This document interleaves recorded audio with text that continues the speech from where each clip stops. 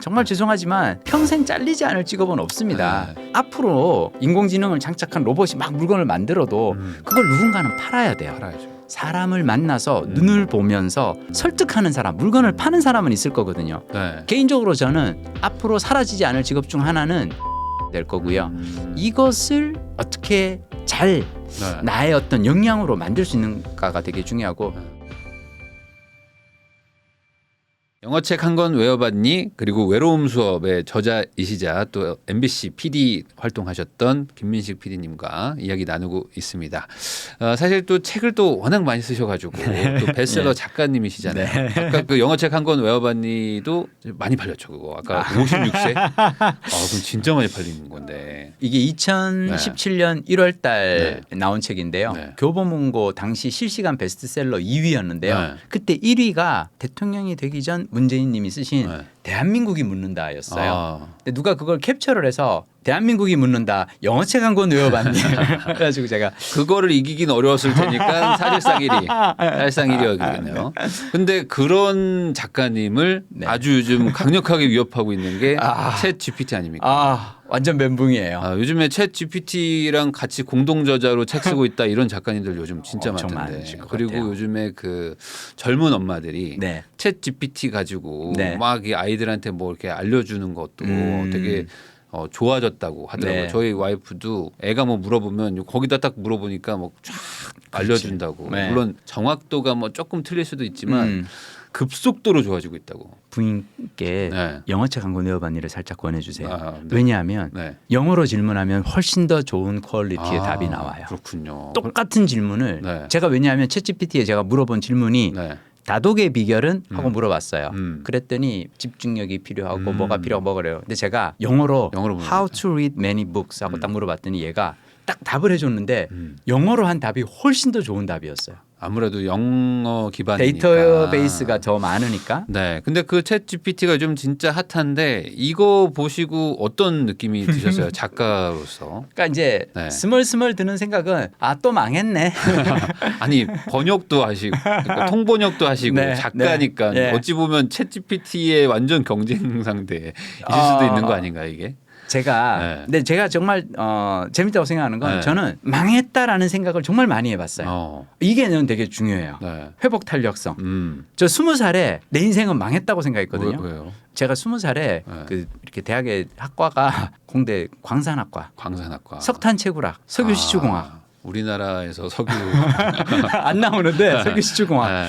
근데 그때 당시로서는 교수님들은 그랬어요. 네. 니들이 이거 석유시공학 열심히 해서 네. 중동 가서 일하면 사우디아라비아에서 오일 네네. 달러를 벌 수 있어. 네. 근데 저는 그 더운 나라 가서 유정 캐고 싶지 않았어요. 네네. 이 시커먼 그 흑해 그 기름 맞으면서.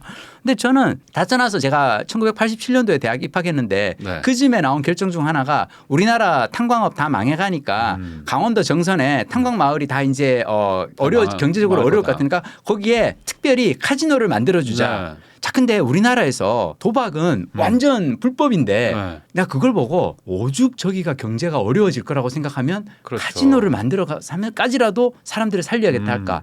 자, 그러면 나는 내가 근데 광산학과인데 광산학과인데. 석탄채굴학을 배워서 나는 뭐해. 네. 나는 나이 20살에 내 인생 망했다고 생각한 네. 거예요. 그래서 나는 뭘 했느냐. 도서관에 갔어요. 네. 다가올 21세기는 어떤 시대가 올 것인가. 열심히 공부를 했습니다. 1년에 200권씩 책을 읽었고요. 네. 그때 읽은 책 중에 엘빈 토플러 3부작 미래 충격, 제3의 물결, 권력 이동 이 세 권의 책을 딱 읽고 나서 깨달은 게 다가올 21세기에는 커다란 두 가지의 변화가 오는데 하나는 세계화 또 하나는 정보화. 가만히 생각해보세요.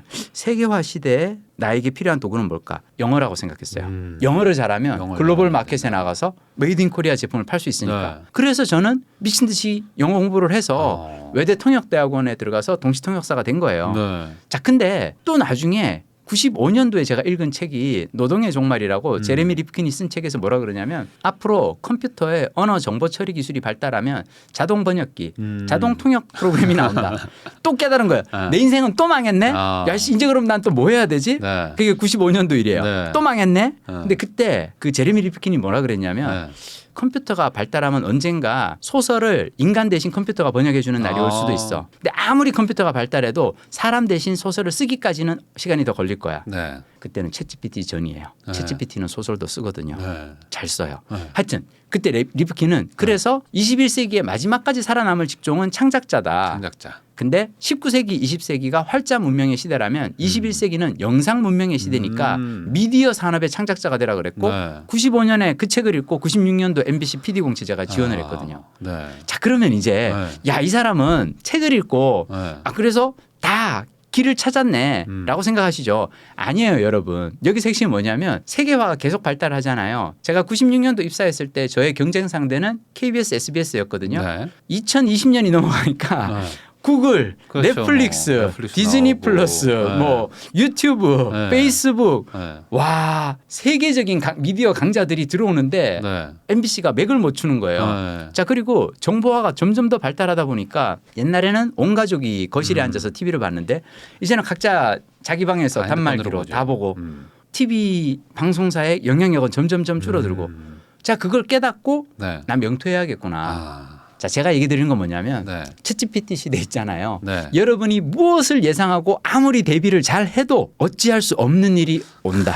이 흐름을 바꿀 수도 없고 어떻게 대응을 하기가 어려울 수가 있다. 자 그럼에도 네. 노력은 해야죠. 아. 아무것도 안 하는 것보다는 네. 저는 다행히 그래도 세계화 시대에 온다 그래서 영어 공부한 덕분에 동시통역사로 많이 벌었었어요. 돈 정말 많이 벌었어요. 96년도에 제 그 동시통역사 시간당 임금이 얼마였는지 아세요? 모르겠습니다. 한 시간에 5만 원. 야, 그때요? 96년도에 와. 한 시간에 5만 원이면 하루 8시간 일을 하면 40만 원을 받았고요. 그때 최저임금이 뭐 1,000원 막 이럴 때였을 것 같은데 왠지. 저 지금도 기억나는 게 어떤 회사에 가서 제가 통역을 했는데 5일간 이제 네. 이 외국에서 온 바이어들 제가 네. 쫓아다니면서 수행 통역을 5일간 했어요. 네. 그럼 200만 원을 제가 이제 수령을 하잖아요. 석 달이 지나도록 네. 입금이 안 되는 거예요. 네. 물어봤더니 총무과에서 겨우 5일 일한 걸로 왜 이렇게 많은 돈을 줘야 되냐고 클레임이 걸렸다는 거예요. 네. 근데 그랬어요. 죄송한데 네. 저 5일 일한 거에 대해서 청구한 거 아니에요. 저 10년간 영어 공부했고요. 10년간 영어 공부해서 동시통역사가 된 거에 대해서 청구를 한 겁니다. 네. 10년간 임금으로 치면 저 이거 싼 거라고 생각해요. 저 그렇게 해가지고 동시통역사가 엄청 어려운 겁니다. 네. 그렇게 했는데 영어책 한 권 외워봤니를 쓰게 됐고요. 네. 매일 아침 써봤니는 제가 매일 아침 써봤니라는 책도 또 그 네. 책도 잘 나갔어요. 근데 그 책을 쓰게 된 이유는 뭐냐면 정보화 시대에는 네. 지금 선생님처럼 책을 쓰는 저자가 되거나 정보를 알려주는 유튜브 크리에이터가 돼야 되거든요. 네. 자, 이 정보화 시대에 가장 쉽게 정보를 내 것을 생산할 수 있는 방법이 저는 블로그라고 생각했고요. 그래서 블로그 글쓰기를 이제 네. 한 거예요. 중요한 거는 끊임없이 노력은 해야 된다고 생각해요. 네. 아마 이제 이때 또 댓글에 보면은 인생을 저 아저씨는 너무 피곤하게 사는 것 같아라고 하실 수 있는데요. 저 그렇게 피곤하게 살았기 때문에 52에 은퇴할 수 그렇죠. 있었던 거예요. 사실 그 변화가 오네 하고 지켜보는 사람이 있고 변화가 오는구나 나는 뭐라도 해야지라고 그렇죠. 하면서 막 노력하는 사람이 그렇죠. 있잖아요. 네. 이제 처음에 사실 석탄과에서 광산학과에서 거기서 네. 지금 이렇게 오신 거는 노력 없이는 올 수 없는 거거든요. 네. 사실 웬만해서는 거기서 이제 멈추셨으면은 지금 어떻게 되셨을지 사실 알 수 없는데 네. 여기서 이제 오셔서 이제 PD에서 또 작가로 가셨다가 이제 또 교수까지 교수도 하고 지금 있고. 하고 계시잖아요. 그러면은 실제 요즘에 그 대학에서 강의도 하고 계시는데 네. 그게 또 문제라면서 애들이 또 이거를 또 써가지고 또 그럴싸하게 또 만들어 올 수 있다던데 그 그렇죠. 숙제에도 막 쓰고 그렇죠. 그런 거는 좀 지금 대학가에서는 어떻게 뭐 방법이 있나요? 좀 이런 거 챗 GPT를 좀 안 쓰게 한다든지 아니면 활용하고 있나요? 야 역시 정택 교수님 되게 좋은 질문을 해주셨습니다. 저는 챗GPT 딱 보고 나서 네. 그 수업 개강하는 날 네. 강의실에 들어가서 학생들한테 그랬어요. 여러분들에게 좋은 소식 하나 알려드리겠습니다. 전 여러분들에게 과제를 내주지 않을 거예요. 다음 주까지 무슨 기획안을 써오세요. 네. 장문 어떤 주제에 대해서 앞으로 언론 환경에 지형 변화는 어떻게 이루어질까? 페이스북에서의 인지도는 어떻게 변화하는가? 뭐 이런 걸로 제가 장문 숙제 절대 안 드릴 겁니다. 네. 그런 거 써오실 필요 없어요. 대신 저는 앞으로 여러분들의 성적은 무엇으로 내느냐? 수업 시간에 발표를 할 거예요. 딱 질문하고 눈을 보고 내가 묻고 답하는 걸로 저는 모든 과제는 다 나올 겁니다. 근데 학생들 되게 좋아하더라고요. 네. 과제 안 나오고 오로지 수업 시간에 모든 평가가 이루어지니까. 네. 저는 앞으로 이런 시대가 올 거라고 봐요. 그렇구나. 이게 아무래도 이제 과제 같은 것들은 이미 다 다른 식으로 다 해버릴 수가 있으니까 이제 네. 실제 그 얼마나 이해하고 있고 얼마나 그렇죠. 집중하고 있는가. 직접 이제 제가 보기에 앞으로 기업에서도 음. 논술이라든지 자기소개서 에세이보다는 아, 요즘에 자기소개서 다 써줘요. 다 써줘요. 너무 잘 써줘요. 네. 그리고 무시무시하더라고요. 그러니까 그거 딱 써주고 살짝만 고치면 그렇죠. 될 정도로 내 식으로 이제 네. 저거는 해야 돼요. 그러니까 네. 이걸 내 얘기 같이 이제 인간이 썼다라는 그 느낌을 주기 위해서 네. 수정을 하는데 수정을 하면 할수록 글의 품질은 떨어져요. 네. 그럼에도 불구하고 왜냐하면 걔가 써준 게 훨씬 더 네. 좋거든요. 네. 근데 그렇게 하면 너무 기계적이어서 수정을 해서 얘의 품질을 낮춰주는 거예요. 마치 왜 우리 옛날에 컨닝할 때 네. 전교 1등 하는 애 걸 그대로 네. 뺏기면은 뺏긴 게 드러날까 봐 몇 개 오답하는 것처럼 슬픈 시대지 않아요? 야, 아니 그 제가 알기로는 뭐 이게 정말인지 는 모르겠지만 제가 쓴 글을 해리포터 문체로 바꿔줘 하면 쫙 바꿔주고 뭐 스타워즈 대사처럼 바꿔줘 하도 막 바꿔주고 요즘 정말 이게 대단하다고 하던데 맞아요. 아마 그러니까 이제 진짜 이 사람의 말이나 이런 걸로만 그렇죠. 이제 평가하는 시대가 점점 올 것 같은데 네. 제가 네. 요즘 들어보니까 네. 웬만한 그냥 대졸 신입사원 정도의 느낌까지는 왔다. 뭐 저도 뭐 이런 평가도 좀 받던데. 네. 그러면 이런 AI 시대에다가 거기다 이제 로봇 기술들도 지금 막 개발되고 있는데. 그렇죠. 그러면 이제 그 신체에다가 이런 뇌까지 이제 개발이 돼 버리면 그렇죠. 이 사람을 웬만하면 대체할 수 있을 것 같다는 그렇죠. 생각이 좀 든단 말이죠. 예. 그러면 앞으로 사라질 직업 같은 거 네. 이런 것들은 뭐가 있을 거라고 좀 보세요. 저는 네. 사라질 직업보다도 네. 쉽게 얘기하면 저는 네. 게으른 사람은 더 게을러지고 네. 부지런한 사람의 생산성은 더 올라가는 시대가 챗GPT의 시대라고 생각합니다. 이런 거예요. 이를테면 손빨래 해서 먹고 사는 사람이 어느 날 세탁기가 나왔어. 이런 젠장 나는 이제 굶어 죽게 생겼네. 네. 나는 이제 손빨래 하는 거 세탁기가 훨씬 더 잘해. 그럼 나는 이제 그럼 아유 알았어. 나는 그럼 이제 백수야. 저놈의 세탁기 만든 놈 누구야. 저 세탁기 회사 때문에 내 인생은 가고 내 직업 이제 끝장나서 막 이렇게 하면서 노는 사람이 있을 거고 어떤 사람은 야 나 그동안 사실은 손빨래 하는 거 엄청 힘들었는데 이거 세탁기가 알아서 해주네. 그럼 나는 그 시간에 다른 뭔가를 돈을 더 벌 수 있는 손빨래가 아니라 더 좋은 뭔가를 할 수 있는 그걸 한번 찾아봐야겠어. 챗GPT는요 이거 써보고 나면 에세이 아마 직접 안 쓸라 그럴 거예요. 네. 점점 더 게을러질 거고 생각을 하는 게 귀찮아서 이걸 다 챗GPT한테 외주 주는 사람들이 생길 거란 말이에요. 자, 그 사람들은 이제 점점 게을러지는 사람이 있고요. 야, 그거 알아요? 한국 사람 정말 대단한 게 네. 챗GPT 나오고 난 다음에 어떤 그 유료 강의가 생겼냐면 챗GPT로 내 책을 아마존에 영문으로 출판하는 법 강의하는 사람이 이제 생긴 거예요. 왜냐하면 쉽죠. 챗GPT로 이제 네. 한글 써가지고 그거 얘한테 번역시키고 기획서부터 해가지고 해서 그거를 아마존에 올리는 것까지 챗GPT가 다 도와준단 말이에요. 네. 그러니까 부지런한 사람의 생산성은 챗GPT 덕분에 더 올라가는 거죠. 결국은 어떤 도구가 나왔을 때 그 도구가 좋은 도구냐 나쁜 도구냐는 저는 의미 없는 것 같아요. 그 도구를 잘 쓰느냐 못 쓰느냐고요. 저는 안타까운 건 이렇게 생산성을 네. 확 키워주는 도구가 나오잖아요. 네. 사람의 격차가 더 벌어집니다. 벌어질 수 있겠죠. 사람의 격차가 네. 더 벌어지고 일의 기회를 얻지 못하는 사람이 점점 더 늘어나지 않을까. 저는 그게 조금 마음이 아픕니다. 네. 아무래도 좀 이런 거를 기회다라고 생각하는 분들이 더 돈을 더 많이 벌게 그렇죠. 되고 더 열심히 부지런히 막- 단순화된 일들만 하시는 분들은 좀 더 도태될 수밖에 그렇죠. 없고 예. 그러다 보면 이게 좀 효율화라는 미명하에 소수만 돈을 벌고 다수는 그렇죠. 좀 일을 좀 쉬게 되는 게 오게 될 수도 있는데 네. 그러면 반대로 또 이런 시대가 되면은 이제 뭐 자녀가 있는 뭐 저도 그렇지만 뭐 앞으로 아이들을 키워야 되는 부모님들 입장에서는 또 걱정이 많아요. 그렇죠. 또 이 상황에서 네. 어떤 분들은 야 이제 학원 보낼 것도 의미가 없다. 학원 강사도 이제 의미가 없다. 이제 첨삭해 주는 거 장난 아니더라고요. 영어 문법 고쳐주고 뭐 이런 거 보니까 네.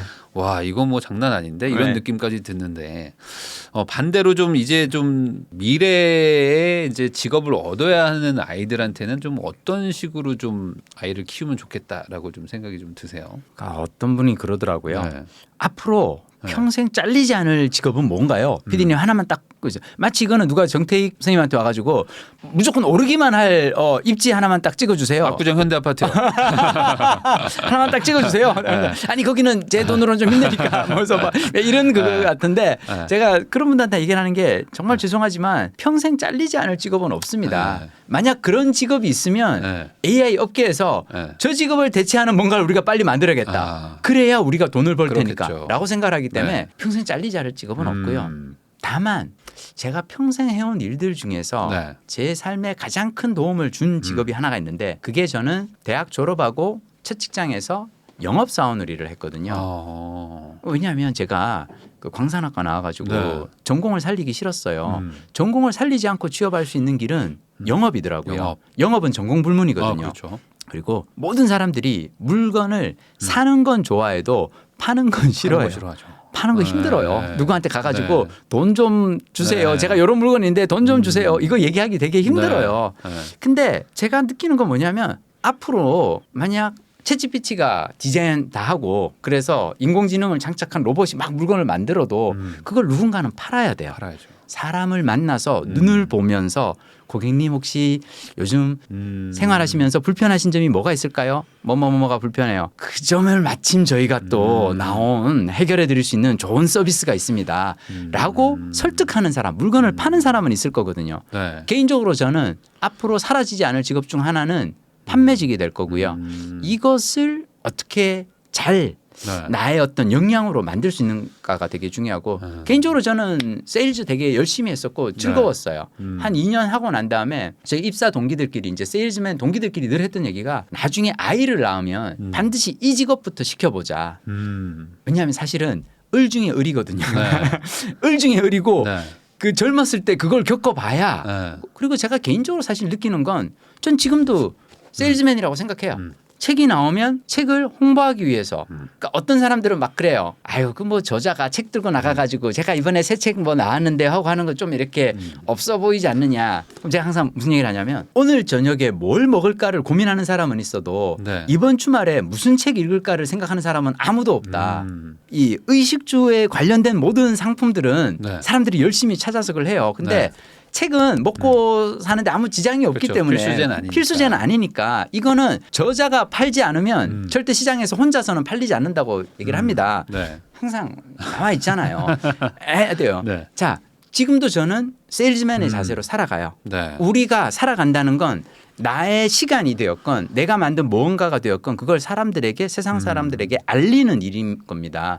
저는 이것은 앞으로 사라지지 않을 일이라고 생각해요. 결국에 사람을 상대하는 사람은 남아 있을 것이다. 그렇죠. 세일즈 하긴 진짜 세일즈가 정말 중요하다는 거는 저도 좀 공감하는 바인데 결국에 사람들이 그 싫어하는 일이잖아요. 그렇죠. 사람이 싫어하는 일은 역설적으로 좀 많이 남아 있을 것 같긴 맞습니다. 합니다. 부모 세대들 입장에서는 이제 자녀들한테 우리처럼 살아라가 이제 안 될 것 같아요. 안 되죠. 안 될 것 같고. 안 돼요. 이제 챗 GPT 알파고까지는 어떻게 괜찮았는데 이제 챗 GPT 보니까 이제 저도 이제 뭐 대학을 나와서 뭐 어떻게 하라 이제 우리 애한테 말하는 것도 이제는 조금 와닿지 않는 것 같기도 한데 그럼 반대로 이제 우리 자녀 세대에서는 성공하는 사람은 어떤 사람들일 거라고 생각을 하세요? 아이들도 그렇고 우리들도 길러야 하는 태도가 뭐냐면 내가 알고 있는 게 과연 제대로 아는 것일까? 우리 그 왜 메타인지라 그러잖아요. 아는 것과 모르는 것을 구분하는 능력이 정말 필요로 합니다. 왜냐하면 의외로 너무 많은 사람들이 자기가 아는 것이 맞다고 생각하거든요. 근데 내가 틀릴 수 있다고 인정하는 그 태도가 정말 좋은 태도거든요. 그런 태도를 가지고 있어야 배울 수가 있어요. 정태익 선생님이 세상 모든 것에 대해서 이미 다 알고 있다고 생각하면 전문가들을 만날 이유가 없잖아요. 외로움 수업의 저자를 만날 이유가 없잖아요. 내가 뭔가 알고 있는 게 아직 부족할 수 있어. 내가 맞다고 생각하는 게 어쩌면 틀릴 수도 있어. 라고 생각하는 그 태도. 저는 그 태도가 아주 중요하다고 생각합니다. 결국에 그래야지만 받아들일 수가 있는 것이고. 그렇죠. 그리고 챗 GPT가 그거 아세요? 챗 GPT 조선왕조실록에서 세종대왕이 타임머신을 찾은 걸 알려줘 라고 하면 막 나와요. 진짜로? 막 나와요. 세종대왕이 타임머신 없는데도 막 나오더라고요. 그러니까 이게 인터넷이 발달되고 하다 보니까 이 실제와 거짓을 점점 혼동하는 시절이 되는 것 같아요. 맞습니다. 맞습니다. 이제 그 진실이 뭔지를 또 찾아내는 능력이 또 진짜 능력인 것 같기도 하고. 그렇죠. 네, 그래서 이제 정말 너무 정보가 많다 보니까 네. 이제 정말 진짜가 뭐냐 뭐 이런 걸 알아내는 것도 좀 어려운 시대인 것 같기도 하고 또 항상 또 내가 잘 모른다라고 생각을 하고 있어야지. 맞아요. 그래야지 또 반대로 내가 진짜를 좀 찾으려고 노력하기도 하고 그런 것 같기도 하거든요. 인터넷 시대가 네. 저는 어려운 게 뭐냐면 이를테면 옛날에 내가 동네에서 한 100명 정도 이렇게 봐요. 한 100년 전에 살고 있었는데 마침 이제 그래도 교육의 어떤 그 저걸 받아서 지구가 둥글다는 걸 이제 다 온 동네 사람들이 다 네. 알게 됐어. 근데 어떤 한 사람이 아니야 지구는 그냥 평평해. 네. 야 지구가 뭐가 둥글어 봐봐 저 끝에 이렇게 돼 있잖아. 지구는 평평해 라고 하면 많은 사람들이 다 야 쟤 바보 아니야? 네. 학교에서 우리 다 배웠는데 야 지구본 너 학교에서 못 봤어? 다 둥글어 쟤 바보네 라고 하면 이 사람이 외로웠을 거예요. 네. 자 이제는 가짜 외로움들이 있어요. 뭐냐면 그런 사람이 인터넷에 지구는 맞아요. 평평하다라고 치면은 네. 평평하다고 믿는 음모론자들의 게 있어요. 커뮤니티도 있고 있고 다 뭐 있어요. 다 있어요. 그러니까 제가 보기에 아마 챗GPT가 아까 네. 세종대왕이 타임머신을 발견한 걸 찾아봐줘. 네. 그러면은 찾아주는 이유가 뭐냐면 인터넷에 어딘가에는 엄청 많을 거예요. 그런 누군가가 것들. 웹소설을 썼다거나 뭔가가 있는데 거기에 야 세종대왕이 이런 얘기들이 있는 그걸 그러니까 챗GPT는 너무 열심히 일을 하다 보니까 그것까지도 다 가짜 네. 뉴스까지도 다 찾아내는 거거든요. 네. 이게 그러니까 저는 내 주위 사람들이 다 나보고 틀렸다고 하니까 네. 그게 싫어서 네. 인터넷에 들어가 가지고 내 생각과 동조하는 누군가를 만나서 그 사람하고만 이야기를 하잖아요. 네. 진짜 외로워집니다. 피해야 돼요. 그러니까 오히려 내 얘기가 틀렸다고 생각을 해야지만 그렇죠. 다른 사람들을 만나는 건데 그렇죠. 아니야 내 얘기가 맞아라고 생각하면 이제는 인터넷에는 그런 사람들이 너무 또 찾기가 쉬워지니까 그리고 그 사람들끼리 모여서 정모도 해요. 그리고 막 세상 사람들 욕을 하지. 봐봐 저 바보들은 아직도 지구가 둥근 줄 알고 있다니까요. 근데 조심해야 그러면 돼요. 안 되는 건데 그러면 안 되는 이게 어찌 보면 한 방향만 너무 또 보게 되면 그렇죠. 그거를 점점 더 확신하게 되는 게 너무 쉬워진 세상이다. 맞습니다. 네, 그게 좀 인터넷 시대에 좀 폐해일 수도 있다. 네. 이런 얘기이신 것 같고요. 네. 사실 학력이나 학벌, 네. 뭐 요즘 뭐 아이도 뭐 적게 태어난다고 하지만 네. 뭐 근본적으로 네. 이제 뭐 학력, 학벌 같은 것들도 좀 의미가 과거보다는 좀 퇴색될 거라고 보세요. 그렇죠. 제가 네. 조연출을 뽑을 때 네. 제가 학벌이나 얘 나이 뭐 이런 거 안 보거든요. 제가 네. 드라마 PD로 일을 할 때 네. 진짜 힘들어요. 어. 하루에 막 2시간 3시간 자면서 일을 네. 하는데 자 근데 중요한 거는 내가 3시간을 잤는데도 그럼에도 불구하고 촬영할 때는 나는 대본, 촬영, 연기, 편집, 음악 모든 분야에 대해서 아주 최상의 조건, 최상의 상태에서 결정을 다 내려야 되거든요. 네. 이럴 때 내 옆에 있는 어떤 조연출이 얘가 서울대 나왔대. 얘가 지금 나이가 몇이래. 이게 무슨 소용이 있어요. 그렇죠. 제가 보는 건 딱 하나예요. 그 친구는 있을 때 난 내가 기분이 좋았으면 좋겠어요.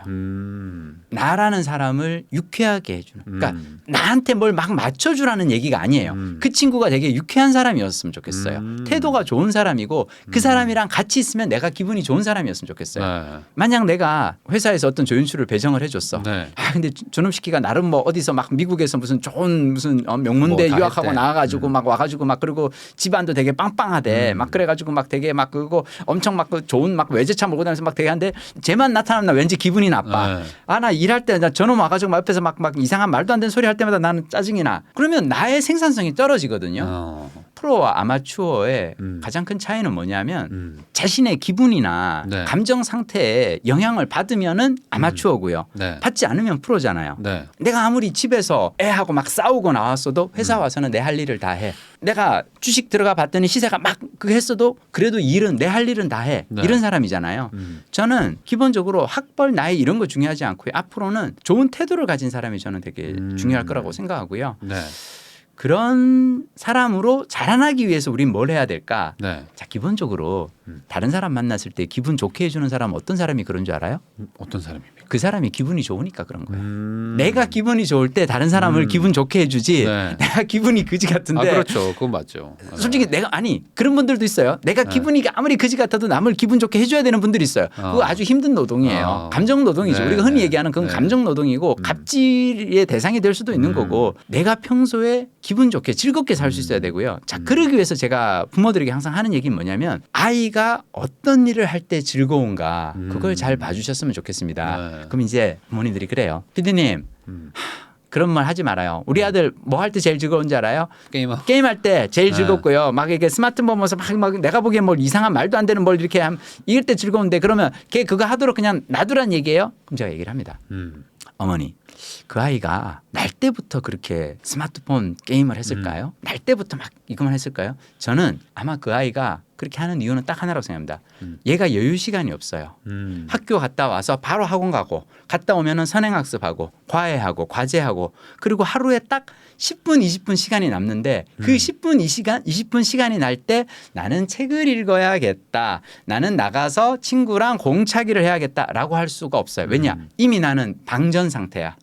어른들도 그렇잖아요. 에너지가 다 떨어진 상태에서 그렇죠. 가장 쉽게 할 수 있는 게 누워서 네. 왜냐하면 모바일 게임의 가장 큰 특징은 저도 모바일 게임 되게 좋아하거든요. 퍼즐 게임 되게 좋아하는데 그게 잘 그 설계를 해놓은 건 뭐냐면 아주 짧은 시간에 성취감을 맛볼 수 있게 해줘요. 딱 한 판 깰 때마다 와라락 막 뭔가 이렇게 보석이 막 떨어지고 막 스코어가 막 올라가고 막 아이템이 막 뿜뿜 막 뭔가 도파민이 뭐 한 것 막 같죠. 한 네. 것 같아. 네. 그러니까 내가 학원 가고 선행학습하고 과제할 때는 성취감을 못 느끼는데 이거 할 때만 성취감을 느끼는 거야. 그러니까 제가 얘기 드리는 거는 어쩌면 그 아이가 그 활동에서만 재미를 느끼는 건 나머지 시간이 너무 재미가 없어서 그런 거 아닐까요?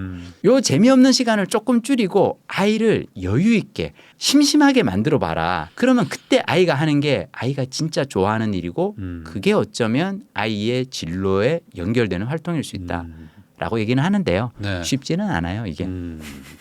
아니 근데 그게 맞는 얘기 같습니다. 이게 확실히 그 아이가 조금 심심할 때 하려고 하는 게 네. 보면은 그 주말에도 보면은 너 하고 싶은 거 해 그러면은 자기가 좋아하는 거 하는 게 있거든요. 그렇죠. 근데 이제 막 엄청 막 바쁘게 막 하게 하면은 진짜 그 짧을 때 제일 자극적인 것만 하려고 그렇죠. 하는 게 있어요.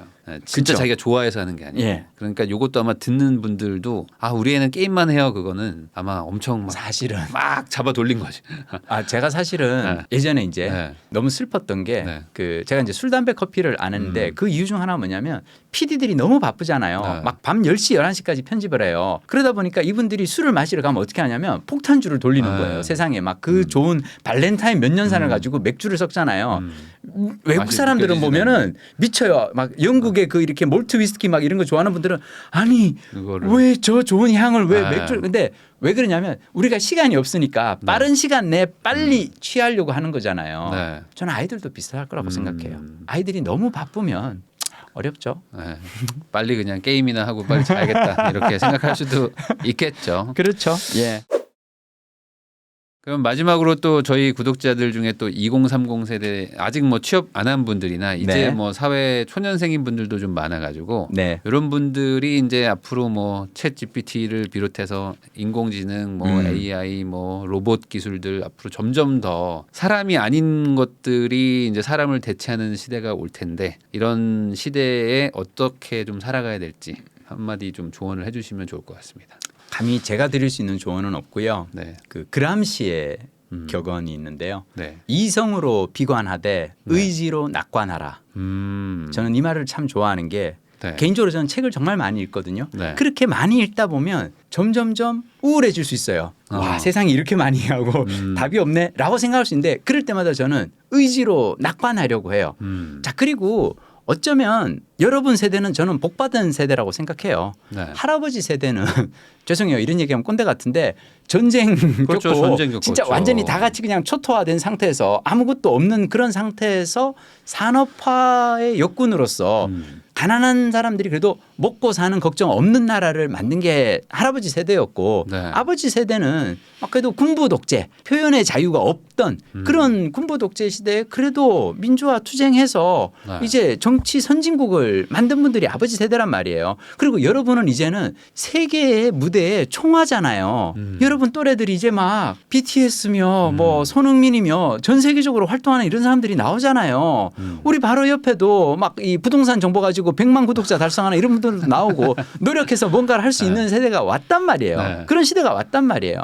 저는 너무 비관하지 말고요. 네. 지금 그래도 이 순간 내가 할 수 있는 일이 무엇인가 그걸 찾아가셨으면 좋겠어요. 여러분들은 사실은 정말 운 좋은 세대라고 생각해요. 저는. 결국에 이제 하려고 마음 먹으면 할 수 있는 것들이 너무 많은 시절이다. 예전에 비해서는 그래요. 예전에 비해서는 많아졌다. 많아졌다고 저는 생각합니다. 할 수 있는 도구도 정말 많아졌고 그렇죠. 쓸 수 있는 것도 많아졌기 때문에 한번 찾아보고 열심히 해보자 네. 라는 말씀을 남겨주신 것 같습니다. 오늘은 외로움 수업의 저자 김민식 PD님 모시고 은퇴 이후의 삶도 얘기해보고 미래 이야기도 한번 나눠보면서 어떻게 살아야 될지에 대한 이야기를 나눠봤습니다. 지금까지 저는 내 집 마련부터 건물주까지 부익남TV의 부익남이었고요. 저희는 여기서 시청자분들께 인사드리도록 하겠습니다. PD님도 오늘 고생 많으셨습니다. 아유, 고맙습니다. 영광이었습니다. 제가 이렇게 좋아하는 그 부동산 투자 수업의 저자를 직접 뵐 수 있어서. 아닙니다. 오늘 이야기 너무 재밌었습니다. 네, 시청자분들도 고맙습니다. 아마 좋아하셨을 겁니다. 감사합니다. 고맙습니다.